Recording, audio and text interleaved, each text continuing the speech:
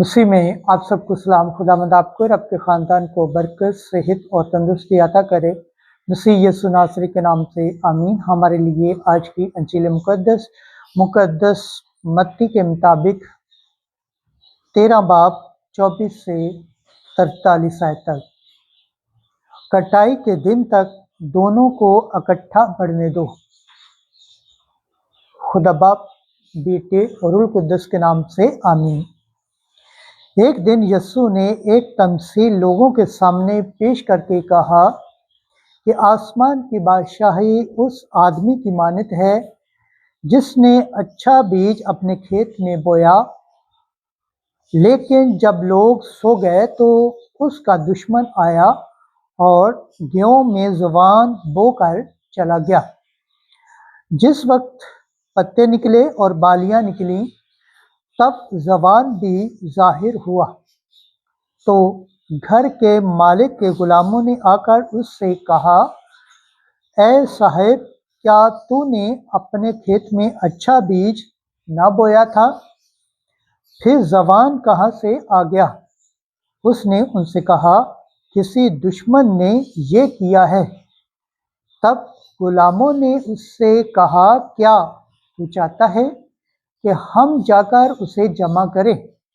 मगर उसने कहा, नहीं, ऐसा न हो कि जब तुम ज़बान को जमा करो तो उसके साथ गेहूं भी उखाड़ लो। कटाई के दिन तक दोनों को इकट्ठा बढ़ने दो, कि मैं कटाई के वक्त काटने वालों से कह दूंगा कि पहले ज़बान जमा कर लो और जलाने के वास्ते उसके गट्ठे बांध लो, मगर गेहूं मेरे खित्ते में जमा कर दो।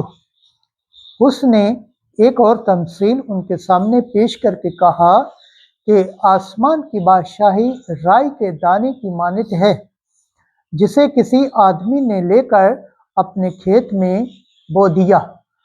वो सब बीजों से छोटा तो है, लेकिन जब बढ़ जाता है तो सब तरकारियों से बड़ा और ऐसा पौधा हो जाता है कि आसमान के परिंदे आकर उसकी डालियों पर बसेरा करते हैं। उसने एक और तमसील उनको सुनाई कि आसमान की बादशाही उस खमीर की मानत है, जिसे किसी औरत ने लेकर 3 सा आटे में मिला दिया, यहाँ तक कि वो सब खमीर हो गया। ये सब बातें यीशु ने हजूम से तमसीलों में कहीं और बिला तमसील उनसे न बोलता था, ताकि जो नबी की मार्फत कहा गया था वो पूरा हो कि मैं तमसीलों के लिए अपना मुंह खोलूँगा, मैं बनाए आलम के असरा ज़ाहिर करूँगा। तब वो हजूम को छोड़कर घर में गया और उसके शागिर्दों ने उसके पास आकर कहा कि खेत के ज़बान की तमसील हमें समझा।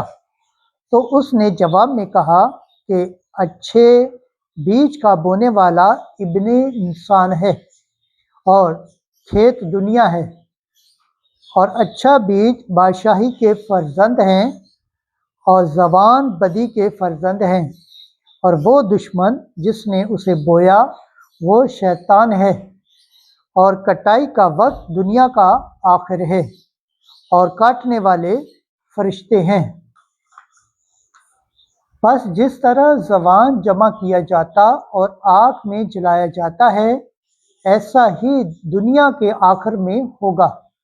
इब्ने इंसान अपने फरिश्तों को भेजेगा और वो सब ठोकर खिलाने वाली चीज़ों को और बदकारों को उसकी बादशाही में से जमा करेंगे और उन्हें आग की भट्टी में डाल देंगे। वहाँ रोना और दांतों का पीसना होगा। तब रास्तबाज अपने बाप की बादशाही में सूरज की मानद चमकेंगे। जिसके कान हों वो सुन ले। अंजील मुक़द्दस के वसीला से हमारे गुनाह माफ़ किए जाएं। MC तेरी सताइश हो। खुदावंद के पाक कलाम पढ़े और सुन जाने पर खुदावंद की बरकत हो। खुदावंद का शुक्र हो। आमीन। खुदा बाप, बेटे और रूह कुद्दस के नाम से आमीन। अजीज दोस्तों, आप सबसे गुजारिश है इस चैनल को ज़्यादा से ज़्यादा शेयर करें, लाइक करें, सब्सक्राइब करें और कमेंट्स करें और बेल आइकन को प्रेस करना ना भूलें ताकि हर आने वाली वीडियो का नोटिफिकेशन सबसे पहले आप तक पहुंचे। आमीन।